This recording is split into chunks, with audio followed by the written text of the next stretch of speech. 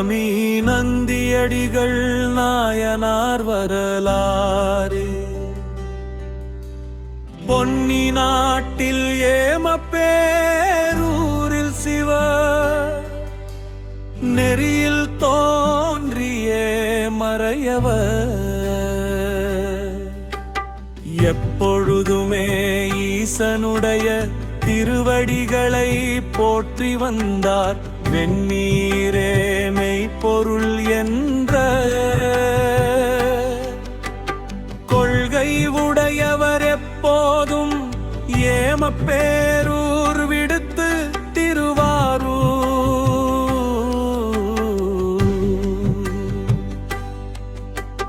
வந்தார். சிவனடி பணிவதே ஊதியம்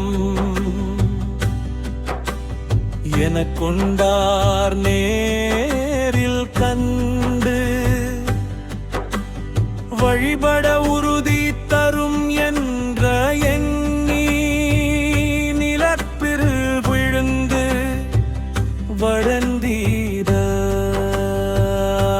அங்கு அவன் நெறியில எது நடக்கும் மாலை நேரம் வரவே விளக்குகளை எரிக்க எண்ணம் வந்தது. நமி நந்திக்கு தம்மூர் சென்று முதலியவற்றை கொண்டு வர காலம் கடந்து விடும். மாயின்னாரூரில் உள்ள ஒரு வீட்டில் நெய் பெற்று வரலாம் என்று சென்றார். அங்கே விளக்கு எரியனை கேட்டார். அங்கிருந்து சமணரனலில் இருந்து ஆடும் சிவனுக்கு விளக்கு நெய் என்றோ சிவனின் கோயிலில் விளக்கு எரிக்க நெய் இல்லை என்றார். நீர் விளக்கு இருக்க விரும்பினால் நீர் முகர்ந்து ஊற்றி விளக்கு எரிப்பி என இழிவாக பேசினார். சமணர்தான் வழிபாடு சிவனை மதியாமல் உரைத்த மொழி கெட்ட நமி நந்தி பொறுத்திட முடியாது வருந்தினார். வருத்தத்துடன் சிவன் கோவில் சென்றார். வீந்து பணிந்தார். அப்போது வானில் ஒரு அசரி அப்பனே நீ உன் கவலை தவிர்ப்பாய். குளத்தில் உள்ள நீரெடுத்து வந்து அகல் விளக்கில் ஊற்றி ஒளி ஏற்றுவாய் என சொன்னது. அம்மொழிவான் மொழியை நம்பி நந்தி வியந்தார். மகிங்காரிது சடையனாரின் பேரருளிகள் எம குளக்கரையில் இறந்தி பழிங்கருத்து மண்விரத்தை ஓதி கோவில் நீரூற்றி அங்கே சுடரேற்றினார்.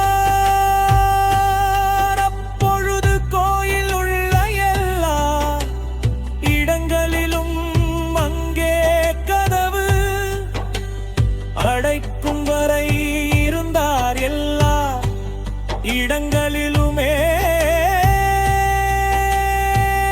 விளக்கொளி பிரகாசித்தது என்று போல இருந்தது.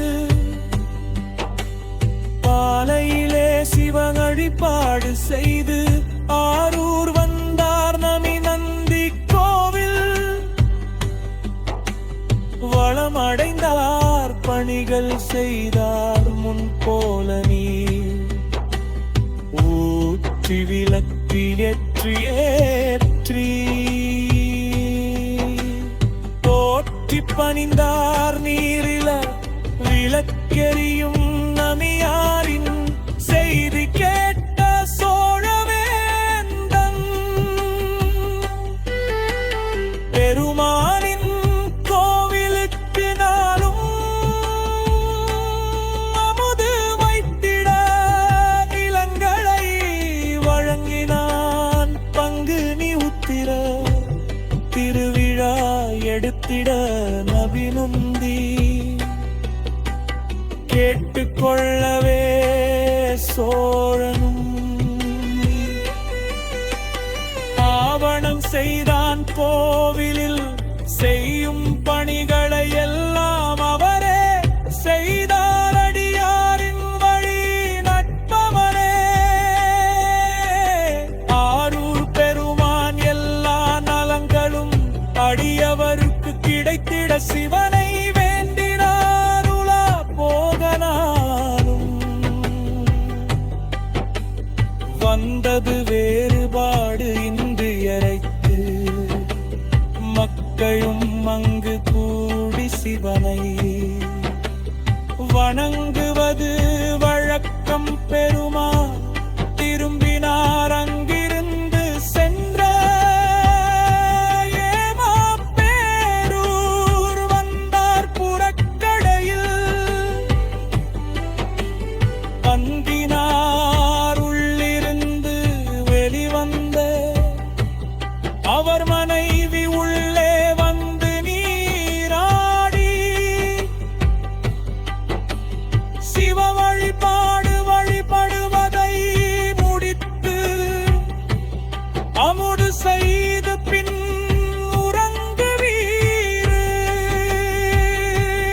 என்றான்.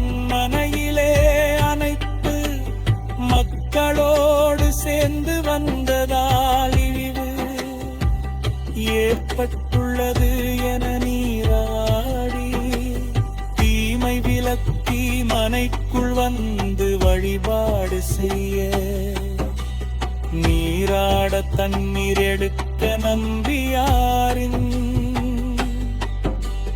மனைவியகம் சென்றாள். சிவன் அருளால் அவனுக்கு